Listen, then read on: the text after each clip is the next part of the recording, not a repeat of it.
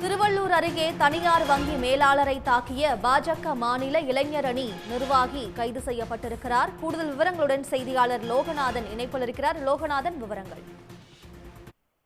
திருவள்ளூர் அடுத்த மணவாள் நகர் பகுதியில் உள்ள தனியார் வங்கியில் உள்ள ஏடிஎம் மையத்திற்கு நேற்றைய தினம் மாநில இளைஞர் அணி செயலாளரான அபிலேஷ் என்பவர் பணம் எடுப்பதற்காக முற்பட்டிருக்கிறார். அப்போது இயந்திரம் பழுது ஏற்பட்டதால் அந்த இயந்திர பழுதை ஊழியர்கள் சரி செய்து கொண்டிருந்தனர்.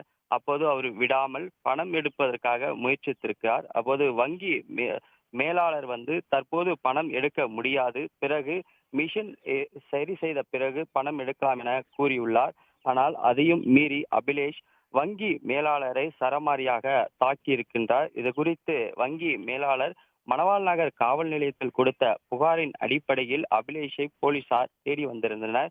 இந்நிலையில் அபிலேஷை கைது செய்து நீதிமன்றத்தில் ஆஜர்படுத்தி கிளை சிறையிலானது தற்போது அடைத்திருக்கின்றனர். இது தொடர்பாக மேலும் அவர் மீது பல்வேறு வழக்கு ஏதாவது உள்ளதா என்பது குறித்தும் போலீசார் அவரிடம் விசாரணையானது துருவி மேற்கொண்டு வருகின்றனர். உடனுக்குடன் செய்திகளை தெரிந்து கொள்ள சன் நியூஸ் பெல் ஐகானை கிளிக் பண்ணுங்க.